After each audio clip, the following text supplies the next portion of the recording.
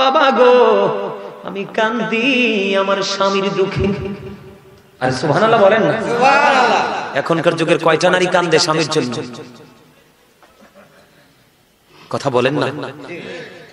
মা কেন কান্দেন স্বামীর জন্য? বাবা গো আমার স্বামীটা 2 দিন 3 দিন 4 দিন পর্যন্ত আনাখানা থাকে, উপাস থাকে, এটা সহ্য করতে পারি না, আমি বিবি হিসেবে সইতে পারি না গো বাবা, এই জন্য আমি কান্দি। এবার আমার নবীজি বললেন সঙ্গে সঙ্গে ফাতেমাকে, মা আপনি আপনার জায়নামাজের একটা কোণা উল্টে দেন, ভেঙে দেন। বুঝে নেন, যখন মা ফাতেমা যখন জায়নামাজের একটা কোণ যখন ভেঙে দিল, ভেঙে দিতে দেরি রে, এবার চাইয়া দেখে স্বর্ণের বন্ধ স্রোত বয়ে যাচ্ছে। জোরে বলেন না।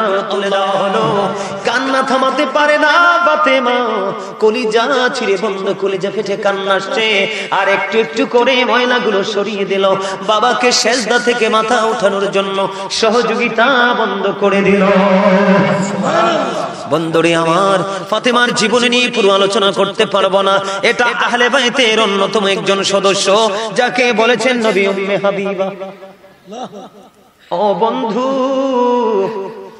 আমার নবী বলেছে আমি যে তোমাদের কাছে এত নিয়ামত দিলাম, সত্য রাস্তাটা দেখিয়ে দিলাম, অপরাধ থেকে বেঁচে থেকে জান্নাতি হওয়ার জন্য সকল নিয়ামত দেখিয়ে দিলাম, এর বিনিময়ে আমি কিছুই চাই না রে, আমি চাই শুধু আমার পরিবারের ভালোবাসা।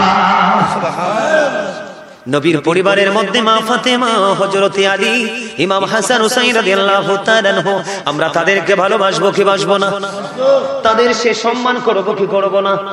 বন্ধু আমার দিকে তাকান, ডান বাম একটু তাকাবেন না, ডান বাম তাকানোর দরকার নাই, যেহেতু লোকাল গ্রাম, আশেপাশ দিয়ে বাচ্চা আসবে, জনে জন আসবে, সাউন্ড দিবে, আপনারা তাকাবেন না, আমার দিকে তাকান। আল্লাহ রাসূল বলতেছেন, আমি মা বোনদেরকে বিশেষ করে মিন করে বলছি, মা গো, ও সিমরানের আমার মা বোনেরা, সবাই হৃদয় কুলে শোনো গো, আমার নবী বলেছেন ফাতেমাতু সাইয়্যিদাতু নিসাই আহলিল জান্নাহ।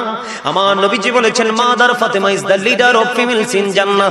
আমার নবীজি বলেছেন, ও সিমরানের আমার মা বোনেরা, গোটা পৃথিবীর আমার মা বোনদেরকে বলবো, মা ফাতেমাকে তোমরা ফলো করো, কারণ আমার নবীজি জানিয়ে দিলেন মা বোনদের জান্নাতি লিডারিনী সরদারিনী হবে ওই রাসূলের আহলে বাইতের অন্যতম সদস্য মা ফাতেমা।